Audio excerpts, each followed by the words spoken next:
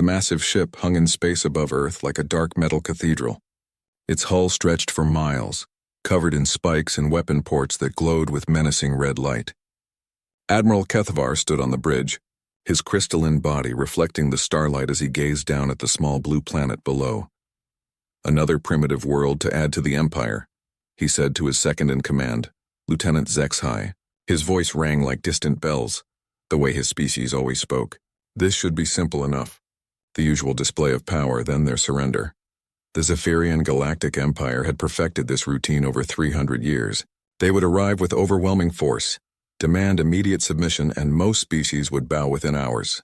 Those who refused got a demonstration of their planet-cracking weapons. It was clean, efficient, and had worked on over 2,000 worlds. Lieutenant HFY pulled up the intelligence reports on his screen. "The species calls themselves humans, Admiral. They appear to be carbon-based, relatively short-lived, and have only recently developed space travel. Their technology is primitive. This should take less than a day." Admiral Kethvar nodded with satisfaction. He had conquered 47 worlds personally, and planned to make this his 48th before the cycle ended. The Emperor would be pleased. Perhaps this success would finally earn him the promotion he deserved. "Open communications," he commanded. "Send the standard first contact protocol to all their major population centers." The communications officer, a slug-like being with 12 eye stalks, worked at his console. "Channel open, Admiral. Broadcasting now." Admiral Kethvar stepped forward, his imposing figure filling the transmission screen. He had practiced this speech thousands of times. His voice carried the weight of absolute authority as he began. "Primitive inhabitants of the third planet, I am Admiral Kethvar of the Zephyrian Galactic Empire, supreme subjugator of lesser worlds and bringer of imperial justice. Your world has been selected for integration into our glorious empire. You have 24 of your local time units to surrender unconditionally. Submit now and your deaths will be quick.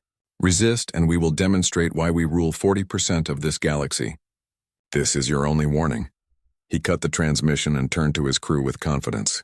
"Begin preparing the occupation forces. This world will be ours before the next—" The communications console started beeping frantically. The officer's eye stalks twisted in confusion. "Admiral, we're receiving a response. Multiple responses, actually. From all over the planet already?" Admiral Kethvar was surprised but pleased. "Excellent. They're even more intelligent than I thought. Put it through."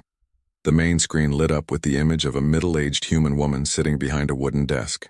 She wore simple clothing and had an expression that Admiral Kethvar couldn't quite read. Behind her, a colorful flag hung on the wall.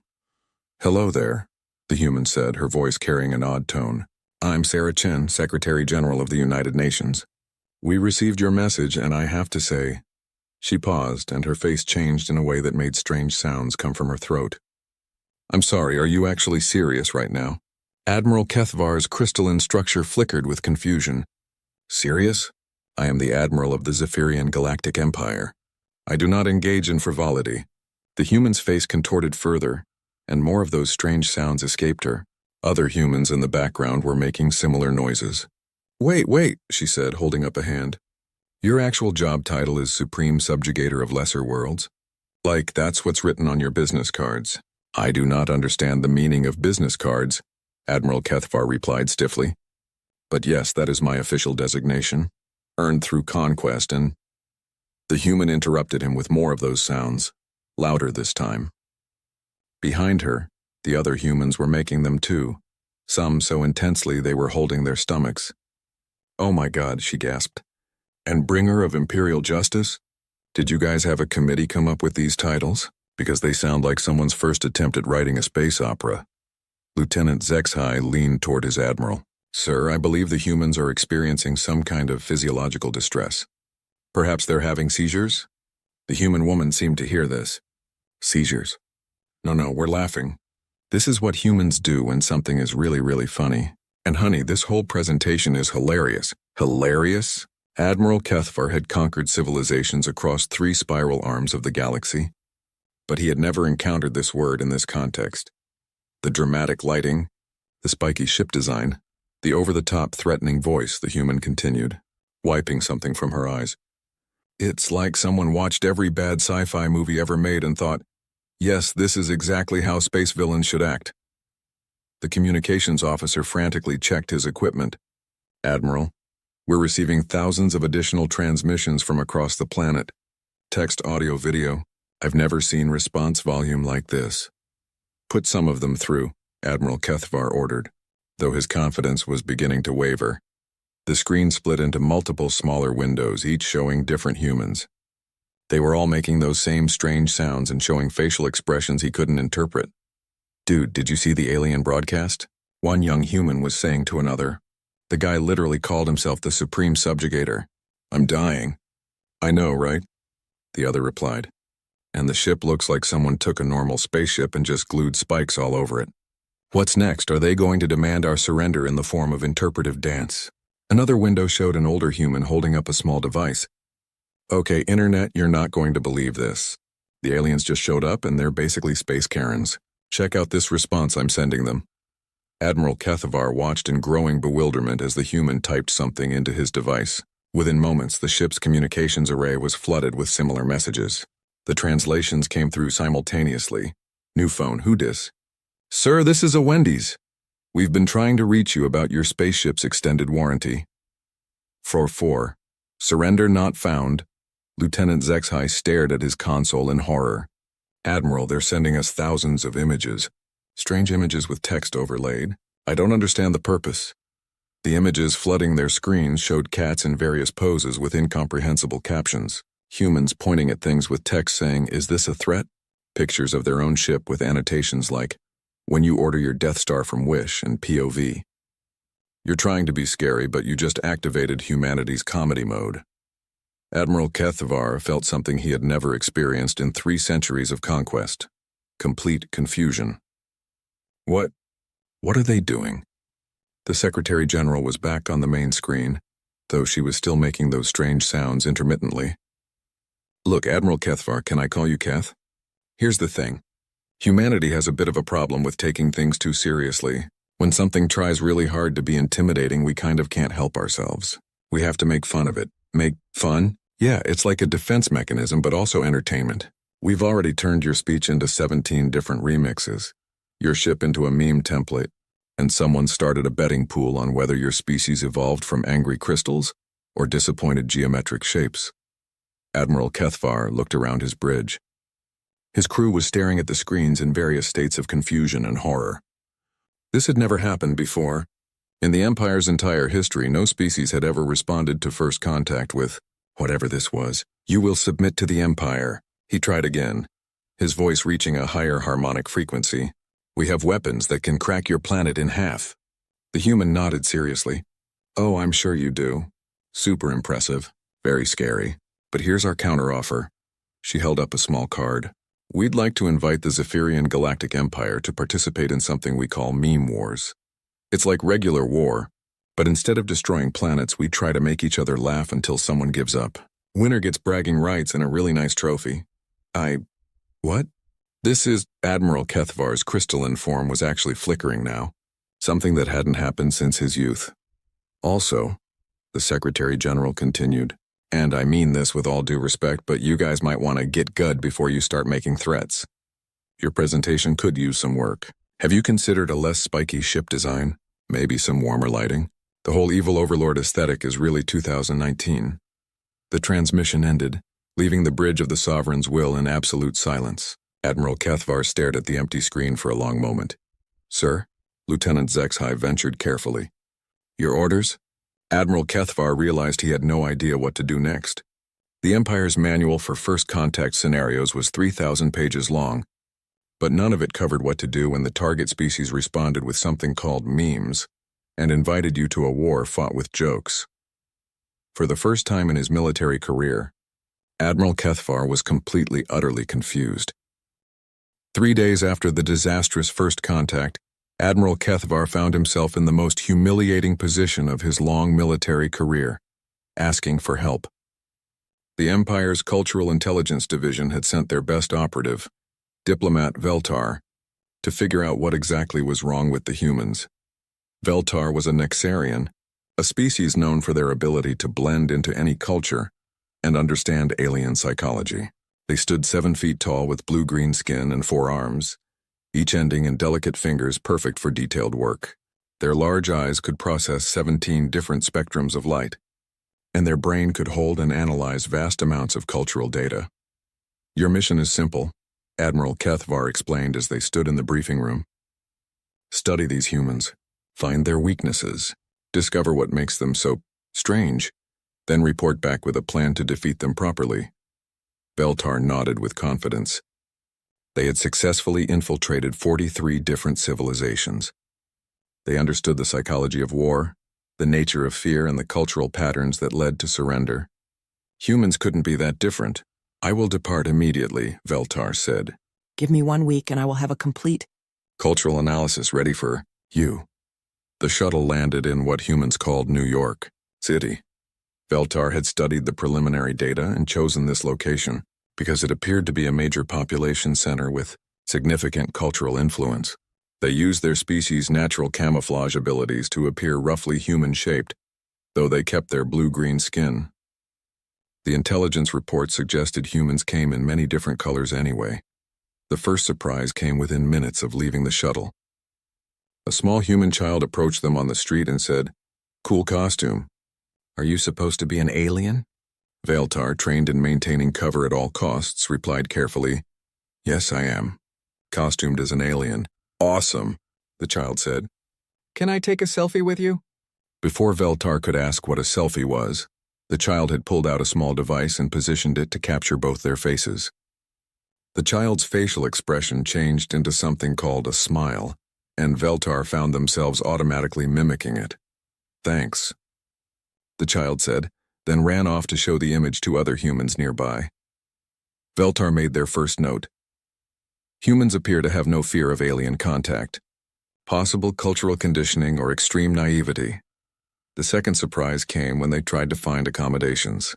Every hotel they approached was fully booked, but when the staff learned they were from off-world, Veltar had decided honesty might be the best approach.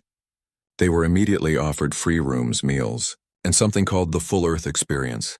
"You're our first real alien guest," exclaimed the hotel manager, a cheerful woman named Maria. "This is so exciting. Do you need anything special? Different atmosphere? Unusual food? We want to make sure you're comfortable." Veltar had expected suspicion, fear, or at least some form of interrogation. Instead, they found themselves in a comfortable room with a basket of what humans called welcome snacks, and a handwritten note saying, "Hope you enjoy your stay. Let us know if you need anything." The staff. The third surprise came when they tried to gather intelligence at what humans called a coffee shop. Veltar ordered something called a latte and sat down to observe human behavior. Within minutes, a young human approached their table. "Excuse me," she said, "but you look like you might be one of those aliens from the news." Is that right? Veltar tensed, ready for hostility or demands for information. Instead, the human continued, "Because if you are, I just wanted to say welcome to Earth. And also, your boss's speech the other day was hilarious. My roommate and I watched it like 15 times. Does he always talk like that?" "You found Admiral Kethvar's ultimatum amusing?" Veltar asked carefully. "Oh my God, yes," the human said, sitting down without invitation. "The whole Supreme Subjugator thing was amazing. It was like watching someone try really, really hard to be intimidating, but accidentally being adorable instead. Like an angry kitten." Veltar made another note. "Humans do not respond to displays of power with fear. Possible psychological defect or cultural adaptation." The human introduced herself as Jessica and spent the next hour explaining something called internet culture to Veltar. She showed them videos on her device, compilations of the Admiral's speech set to music, images of their ship with funny captions, and elaborate artistic creations that turned the Empire's symbols into what humans called memes. "See, this one's my favorite," Jessica said, showing Veltar an image of Admiral Kethvar's face superimposed on what appeared to be a small, fluffy Earth creature. The text read, "When you try to conquer a planet but they just want to be friends." But he was not trying to. "Be friends," Veltar said slowly. "We know." Jessica laughed. "That's what makes it funny. He was being all serious and scary, but we could tell he didn't really mean it. Like when your little brother puts on your dad's clothes and tries to act grown up." Veltar spent the rest of the week traveling around Earth, and each day brought new confusion, They attended something called a comedy show, where humans gathered specifically to laugh at each other. They participated in karaoke, where humans deliberately sang badly for entertainment. They watched movies where humans told stories specifically designed to make audiences feel various emotions. Most disturbing of all, they began to understand it. The breakthrough came on day 5, when Veltar attended what humans called a community barbecue in a place called Texas. A large human named Bob approached them while they were observing the social interactions. "You look a little lost there." "Friend," Bob said kindly. "First time at one of these?" "First time at most things," Veltar admitted. Bob nodded as if this was perfectly normal. "Well, grab yourself a plate and dig in. You eat regular food, or do you need something special?" Veltar had been living on emergency rations for 5 days, afraid to try human food. "I am uncertain." "Tell you what," Bob said. "We'll start you off easy. Burgers are pretty universal." He handed Veltar a plate with what appeared to be cooked meat between 2 pieces of bread, along with various colorful accompaniments. The food was unlike anything Veltar had ever tasted. It was complex, flavorful, and somehow comforting. As they ate, Bob introduced them to other humans, each of whom welcomed them warmly and asked questions about their home world, not as interrogation, but as genuine curiosity. "So what's your planet like?" asked a woman named Susan. "Very different from this," Veltar replied. "More orderly, structured, everyone has their place and purpose." "Sounds efficient," said another human named Mike. "But kind of boring, right? I mean, where's the fun in always knowing what's going to happen?" "Fun is not a priority in the Empire," Veltar said. The humans exchanged glances. "Well, that's your problem right there," Bob said gently. "Life's too short not to have fun. Here, let me show you something." What followed was Veltar's introduction to human games. They learned to play something called cornhole, participated in a water balloon fight, and somehow found themselves dancing to music they couldn't have imagined existed. The most shocking moment came when a small human child, no more than 6 years old, tugged on Veltar's clothing and held up their arms.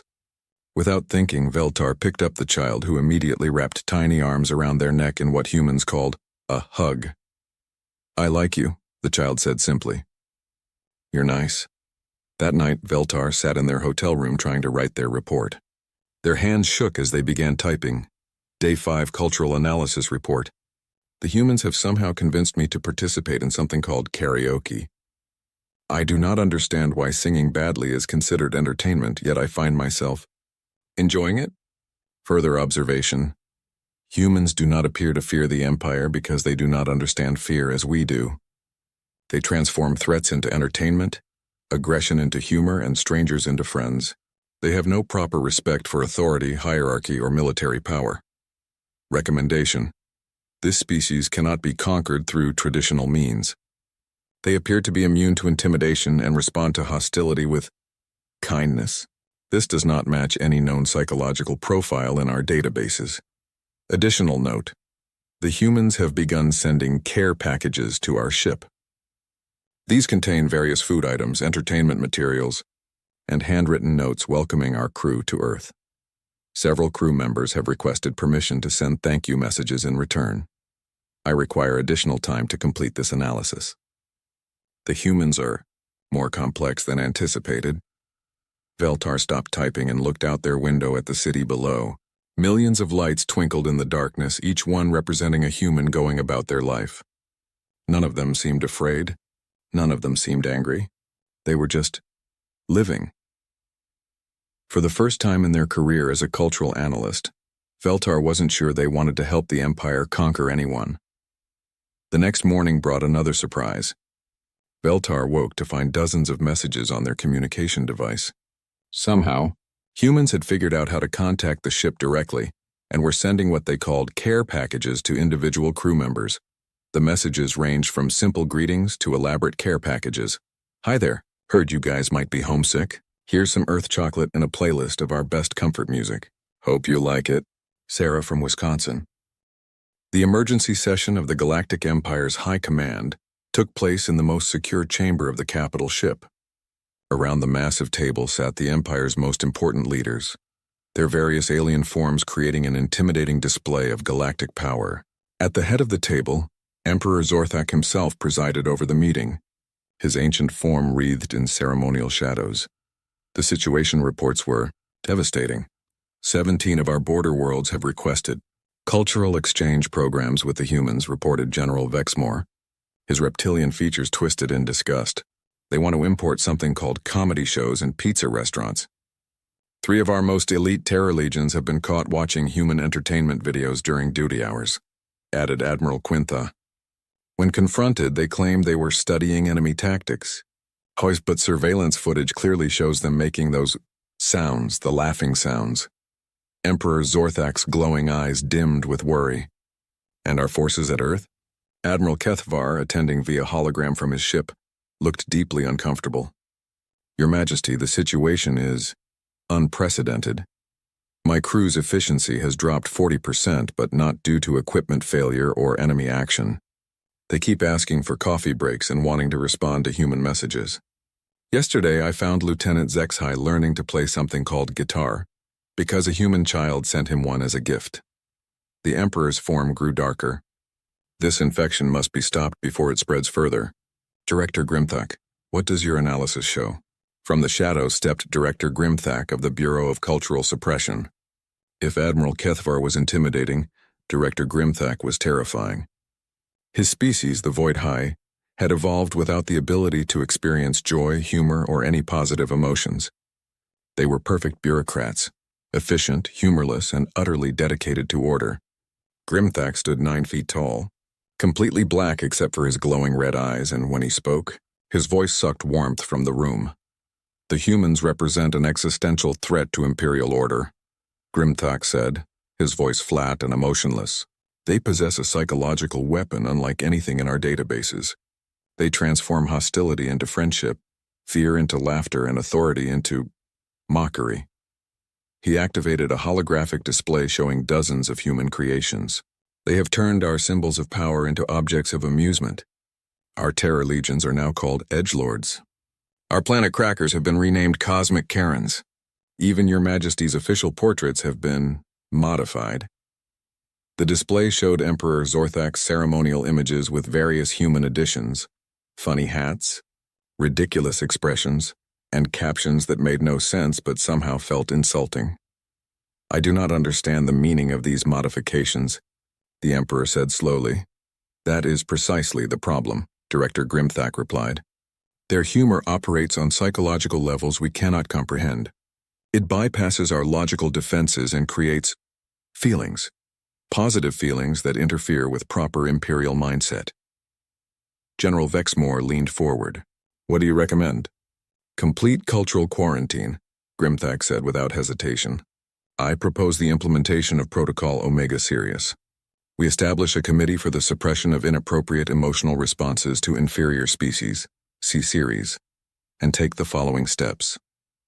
First, mandatory psychological counseling for any Imperial citizen caught experiencing these positive emotions. Second, complete ban on all human cultural products. Third, deployment of humor suppression fields around all human population centers. The room fell silent as the leaders considered this proposal. Emperor Zorthak nodded slowly. The Empire has faced many threats, but never one that attacks our very nature as conquerors. Approved. Director Grimthak, you have unlimited authority to implement Protocol Omega Sirius. Within hours, the most humorless bureaucracy in galactic history swung into action. C-Series established offices on every Imperial world, staffed entirely by species incapable of positive emotions. They created forms for reporting inappropriate happiness, established re-education centers for those caught laughing, and began confiscating any objects that might have come from human space. The results were immediate and completely opposite of what they intended. On the border world of Kexlor, the local CSIRE's office was overwhelmed when citizens began turning themselves in for smiling violations. The confession booth had a 3-week waiting list, and the re-education center ran out of space on the first day. Worse, the staff began asking questions about what exactly made these human things funny, which led to them accidentally learning about humor themselves. In the asteroid mining station of Beltar, Imperial workers discovered that banned human entertainment was now incredibly valuable on the black market. Bootleg copies of something called Saturday Night Live sold for a month's wages. Underground comedy clubs sprang up in maintenance tunnels, protected by elaborate networks of lookouts and secret passwords, but the real disaster came when Director Grimthak decided to personally visit Earth to deliver what he called a definitive statement on proper Imperial conduct. His shuttle landed in what humans called Times Square, in New York City at exactly noon on a Tuesday. Director Grimthak had chosen this time and place because intelligence reports indicated it was where humans gathered in large numbers to conduct serious business. He emerged from his shuttle in full ceremonial regalia, black robes that seemed to absorb light, a crown of dark crystal, and an aura of absolute authority that had made entire civilizations surrender without a fight. His voice amplifier was set to maximum power, capable of being heard for miles. Citizens of Earth, his voice boomed across the city. I am Director Grimthak of the Galactic Empire's Bureau of Cultural Suppression. Your inappropriate emotional responses have been deemed a threat to galactic order. You will immediately cease all humor, laughter, and positive feelings, or face the consequences. For a moment, the square was silent. Hundreds of humans stopped what they were doing and stared at this imposing figure.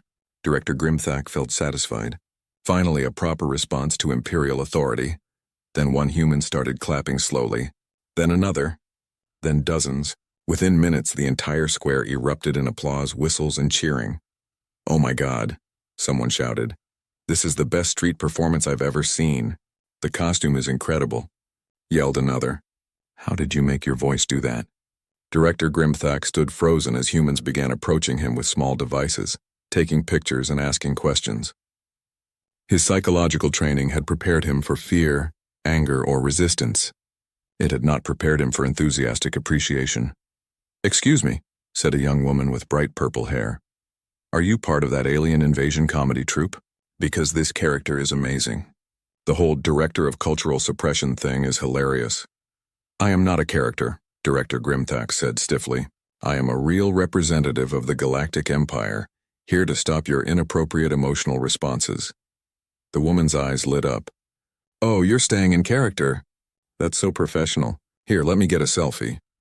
Before Director Grimthak could react, she had positioned herself next to him and activated her device. The bright flash temporarily blinded him, and when his vision cleared, she was showing the image to other humans. "This is going straight to Instagram," she said happily. "You're going to be famous." Director Grimthak tried to regain control of the situation. "Silence. I am here to implement Protocol Omega Sirius. You will cease your inappropriate responses immediately." "Omega Sirius?" An older man in a business suit approached with interest. "Is that like double secret probation? Because that's a great reference." "I do not understand this reference," Director Grimthak replied. "Animal House," the man explained. "Classic comedy movie." "You guys really did your homework for this bit." Director Grimthak found himself surrounded by humans offering him food, drinks, and what they called tips for his performance. Several asked if he did birthday parties. One enterprising human began selling t-shirts with his image and the slogan, "Omega Sirius because regular Sirius isn't enough." The situation reached its peak when a group of humans carrying what appeared to be musical instruments approached. "Hey," one of them called out, "we're doing a flash mob to Never Gonna Give You Up. Want to join in?" "I do not know what those words mean," Director Grimthak said. "Perfect," the human replied. "Just follow our lead." What happened next would be replayed millions of times across human communication networks. Director Grimthak, the most humorless being in the galaxy, found himself in the center of a coordinated dance involving dozens of humans, moving in perfect synchronization to music that somehow made him feel strange. He tried to maintain his dignity, but the humans kept encouraging him to feel the beat and let the music move him. His logical mind told him to leave immediately, but something about the experience was oddly compelling. The music had a rhythm that seemed to resonate with biological processes he didn't know he had. The song ended with Director Grimthak standing in the middle of the square, surrounded by cheering humans having accidentally participated in what they called the most epic rickroll in history. "That was amazing," the purple-haired woman said, showing him her device again. "This video already has 10,000 views and we just posted it." Emperor Zorthek stood in his private chambers, staring at the reports scattered across his desk. The Galactic Empire had conquered 3/4 of the known galaxy through superior firepower, tactical genius, and the ability to inspire fear in their enemies. But these humans had done something no species had ever managed. They had made the Empire look ridiculous. "Enough," he said to the empty room. "If diplomacy has failed, if cultural suppression has failed, then we return to what we do best. We go to war." The Imperial War Council convened within the hour. Every major military leader in the Empire attended either in person or via hologram. The massive war room filled with the Empire's most experienced generals, admirals, and strategic planners. "The situation is simple," Emperor Zorthek announced. "The humans represent a threat to Imperial authority unlike anything we have faced. Their cultural weapons are spreading throughout our territory. 3 more systems have requested comedy exchange programs this week alone. We will resolve this through military action." General Vexmore, the Empire's most successful military commander, activated the tactical display. "Your Majesty, our standard invasion protocols are already prepared. We can have the human homeworld occupied within 72 hours. "Excellent," the Emperor replied. "Begin immediately." What followed was the largest military mobilization in recent Imperial history. 500 ships, including 3 planet crackers, moved toward Earth. The Empire's most elite forces prepared for what should have been a simple conquest. The humans had no weapons that could threaten Imperial ships, no defenses that could stop Imperial armies, and no military experience against Galactic-level opponents. The humans' response to this massive military buildup was not what anyone expected. Instead of panic, fear, or desperate attempts at negotiation, Earth's communication networks exploded with activity. Within hours of the Empire's war declaration, human content creators were broadcasting live commentary on the approaching fleet. "Okay, chat," said a young human named Tyler as he streamed video to millions of viewers. "Looks like the aliens are actually going to try the whole military conquest thing. I've got to say, after the way their first contact went, this should be entertaining. Remember," added his co-host Sarah, "these are the same guys who thought Supreme Subjugator of Lesser Worlds was a scary job title. I'm not super worried about their tactical abilities.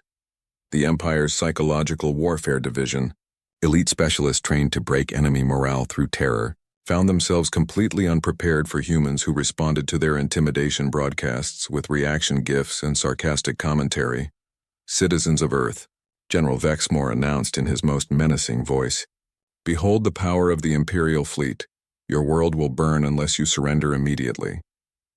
The response that came back was a short video clip of a human child saying no for 10 hours straight, followed by thousands of messages saying things like, "Sir, this is still a Wendy's," and "Have you tried turning your anger off and on again?" But the real problems began when the Empire's forces actually engaged human military units. The first battle took place over what humans called the Moon. Imperial fighters, sleek and deadly, descended on human defensive positions expecting quick victory. Instead, they found human pilots who treated the entire engagement like some kind of entertainment event. "Bogey on my 6, radioed human fighter pilot Rodriguez. "He's got that same spiky design as their main ships." "Do you think they ordered all their stuff from the same Evil Empire catalog?" "Probably got a bulk discount," replied his wingman. "Chen, 10% off if you buy more than 1,000 skull decorations." The human pilots were outnumbered 3-1 and using inferior technology, but they had one advantage the Empire hadn't expected. They were having fun. While Imperial pilots followed rigid tactical doctrines and maintained strict communication protocols, the humans turned their radio channels into ongoing comedy shows. "Oh wow," Chen announced as an Imperial fighter exploded. "That one had extra spikes. Must have been a premium model." "Premium spikes for premium edgelords," Rodriguez agreed. "Hey, think they offer financing? I kind of want to see what my credit score gets me in the Galactic evil market." The Imperial pilots, trained for serious military operations, found themselves distracted by the humans' constant chatter. Some began listening specifically to hear what the humans would say next. A few even started laughing, which interfered with their harmonic communication systems. But the Empire's greatest shock came when they realized the humans were broadcasting everything live. Every battle, every engagement, every tactical maneuver was being streamed to millions of human viewers in real time. Human war correspondents followed the action with running commentary, instant replays, and what they called highlight reels. "And there goes another Imperial fighter," announced human broadcaster Mike Chen as he watched the battle from a safe distance. "That's 3 this minute. At this rate, they're going to run out of spikes before they run out of ships. Mike, I'm getting reports that the Imperial forces are now playing what appears to be classical music during their attacks," added his co-anchor Lisa Park. "Our audio analysts think it's supposed to be intimidating, but honestly, it just makes the whole thing feel like a very expensive laser light show." The humans had turned war into entertainment, and somehow it was working. Imperial morale began to crack when videos of their battles started getting remixed into music videos. Human DJs took the sounds of Imperial weapons, the speeches of Imperial commanders, and the explosions of Imperial ships and turned them into surprisingly catchy songs. Battle Symphony No. 3 in Imperial Minor became the most downloaded song on Earth within 48 hours. It featured General Vexmore's battle cries as the main vocals, the sound of plasma cannons as percussion, and a chorus that somehow made destroying Imperial fighters sound uplifting and fun. Emperor Zorthek watched these developments from his flagship with growing horror. "How are they doing this?" he demanded. "How are they turning our military superiority into their entertainment?"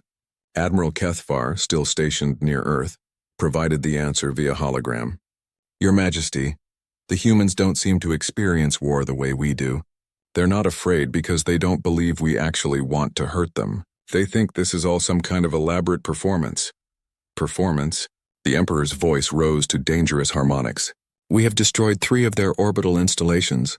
"Yes, Your Majesty, but they've turned the footage into something called fireworks shows and are rating our explosions on artistic merit."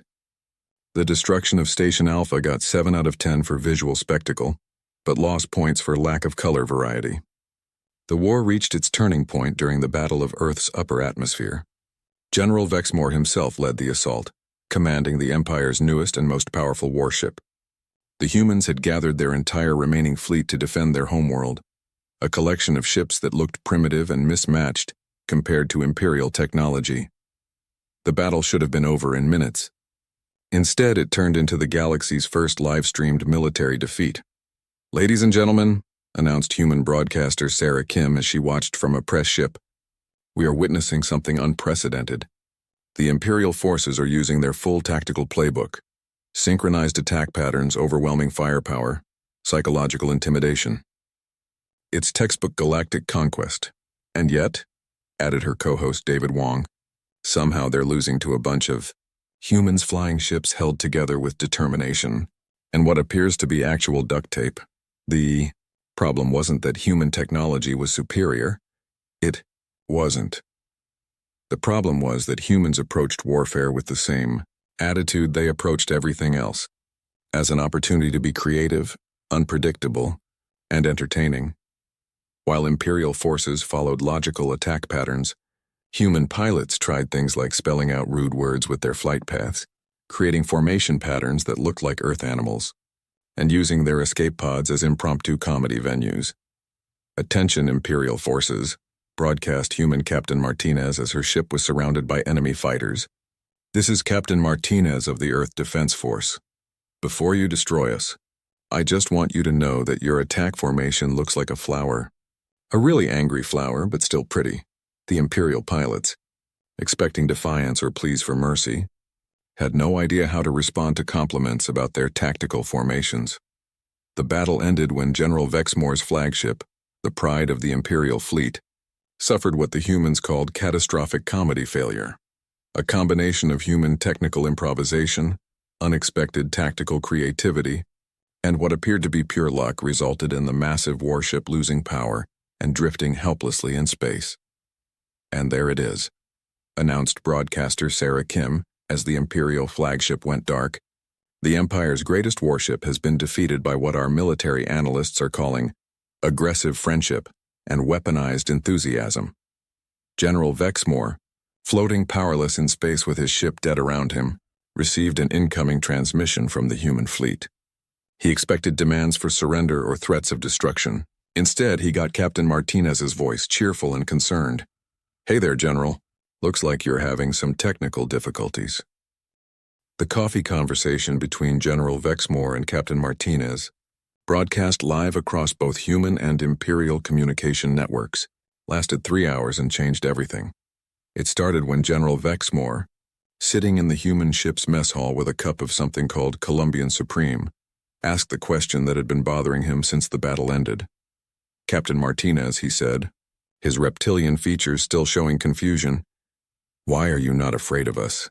My species has conquered 47 worlds. I personally have led campaigns that ended entire civilizations. Yet you offer me coffee and ask about my family." Captain Martinez, a middle-aged woman with graying hair and kind eyes, stirred her own coffee thoughtfully. "Well, General, can I ask you something back? When you conquered those 47 worlds, did any of them ever invite you to stay for dinner? Invite me to what? No, they surrendered, were occupied, and integrated into the Empire. And how did that make you feel?" General Vexmore paused. In 300 years of military service, no one had ever asked him how anything made him feel. "As accomplished? Successful? It was my duty. But did it make you happy?" The question hung in the air like an unexploded bomb. General Vexmore stared into his coffee cup, watching the dark liquid swirl. "I do not understand the meaning of that word in this context." "That's what I thought," Captain Martinez said gently. "You see, General, we're not afraid of you because we can tell you're not really trying to hurt us. You're trying to do your job, but your job isn't making you happy. And unhappy people don't really want to destroy things. They want to find something that makes them feel better." The conversation that followed, watched by billions of beings across the galaxy, became the foundation for what historians would later call the Treaty of Mutual Amusement. Captain Martinez explained human philosophy, while General Vexmore shared stories of life in the Empire. They discovered that Imperial soldiers spent most of their time being lonely, homesick, and bored. Human civilians, meanwhile, had turned entertainment into an art form and genuine friendship into a cultural cornerstone. "The thing is," Captain Martinez said as the conversation neared its end, "we think you guys might be taking this whole galactic conquest thing a bit too seriously. Has anyone in the Empire ever considered just hanging out with other species instead of conquering them?" General Vexmore was quiet for a long moment. "That is not how empires work," says who. "I mean, who made that rule? And more importantly, is that rule making anyone happy?" The conversation ended with General Vexmore doing something unprecedented in Imperial history. He requested permission to extend his stay on the human ship to continue cultural discussions. Emperor Zorthak, watching from his flagship, found himself facing a decision that would define his legacy. He could order General Vexmore to return immediately and continue the war, or he could acknowledge what the entire galaxy was beginning to see. The Empire's approach to galactic relations was fundamentally flawed. The decision was made for him when his communication console lit up with incoming messages from across the Empire. Worlds that had been conquered centuries ago were requesting permission to try the human approach to conflict resolution. Several Imperial governors had formally requested cultural exchange programs. Most shocking of all, 3 entire systems had petitioned to host something called comedy festivals. But the final straw came when Director Grimthak, the Empire's most humorless bureaucrat, submitted a formal request to study the psychological benefits of intentional laughter on Earth. "Your Majesty," Admiral Kethvar said during their emergency council meeting, "I believe we need to consider an alternative approach." Emperor Zorthak looked around the table at his advisors.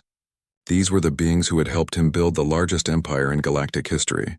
They were also, he realized, some of the most miserable individuals he had ever known. "What do you propose?" he asked. "I propose," Admiral Kethvar said carefully, "that we accept the humans' standing invitation to participate in what they call the galaxy's first intergalactic comedy roast." The silence that followed was so complete that the Emperor could hear the cosmic background radiation humming through the ship's hull. Comedy roast," he said slowly. "Yes, Your Majesty. According to human cultural experts, it's a form of ritualized conflict where opposing parties attempt to make each other laugh through creative insults and humorous observations. The victor is determined by audience approval, and traditional conclusion involves shared food and mutual respect. They want to defeat us. With jokes? They want to make friends with us using jokes," Admiral Kethvar corrected. "The defeat part is incidental." Emperor Zorthak considered this. He had ruled the galaxy for over 2,000 years through fear, intimidation, and superior firepower. The humans were suggesting they settle their differences through what amounted to organized teasing. It was, he realized, the most ridiculous thing he had ever heard. It was also, somehow appealing. "Very well," he announced. "Inform the humans that Emperor Zorthak of the Galactic Empire accepts their challenge. We will participate in this comedy roast." The event was scheduled for 1 week later on a neutral space station that humans hastily constructed specifically for the occasion. They called it the Laugh Track and designed it to accommodate the various atmospheric and gravitational needs of different species. The format was simple. Representatives from both sides would take turns making jokes about each other and themselves. A panel of judges from neutral species would determine the winner based on audience reaction. The losing side would formally surrender to the winning side. But the terms of surrender would be negotiated collaboratively afterward. Emperor Zorthak spent the week preparing with the Empire's best speechwriters, cultural analysts, and strategic planners. They studied human humor, analyzed comedic timing, and developed what they believed were devastating comedic attacks. The humans, meanwhile, seemed to be preparing by having parties and making even more jokes about the Empire on their communication networks. The night of the roast, beings from across the galaxy gathered to watch. The space station's main auditorium was packed with representatives from hundreds of species, all curious to see how this unprecedented conflict would resolve.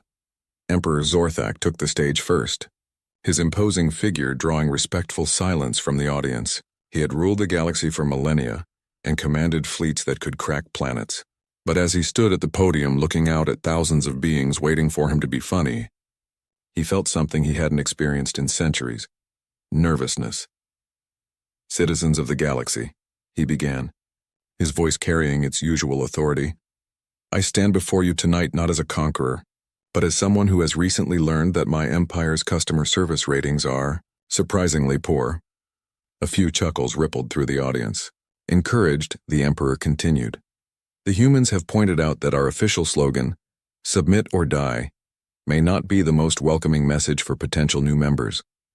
They have suggested alternatives such as 'Join us, we have cookies,' or 'The Galactic Empire,' now with 30% less existential dread." The laughter grew louder. Emperor Zorthak found himself smiling, an expression his species hadn't used in official capacities for over 1,000 years. "I must also address the recent modifications to our imperial imagery. I am told that my official portraits have been edited to include what humans call googly eyes, and that our terror legions are now known throughout the galaxy as the Spiky Boys. While this is technically insubordination, I must admit the googly eyes do make me look more approachable." By the time he finished his set, Emperor Zorthak had the audience roaring with laughter. He made jokes about the Empire's overly dramatic naming conventions, their tendency to put spikes on everything, and his own complete inability to understand why anyone thought supreme overlord of all existence sounded intimidating rather than compensatory. The human representative was a comedian named Maya Patel, a small woman with a big smile who took the stage as if she performed for galactic emperors every day. "Thank you, Your Imperial Majesty," she began, "for proving that even evil overlords can learn to laugh at themselves. Though I have to say, after seeing your empire's interior design choices, I'm pretty sure your decorator was either a goth teenager or a very enthusiastic porcupine." The audience exploded with laughter, including, to everyone's surprise, Emperor Zorthak himself. Maya continued, "But seriously, Your Majesty, we appreciate you coming out tonight. We know it can't be easy to go from submit or die to submit or let's talk about our feelings. That's character growth right there." The roast continued for 2 hours, with both sides exchanging increasingly creative insults that somehow felt more like friendly teasing between old friends. Emperor Zorthak discovered he had a natural gift for deadpan delivery, while Maya proved capable of making jokes about galactic conquest that were both hilarious and somehow respectful. When the judges announced the results, they declared it a tie, the first time in galactic history that a conflict had ended with both sides winning. The peace treaty that followed was unlike any document in imperial history. Written in both formal diplomatic language and internet meme format, it established the galactic community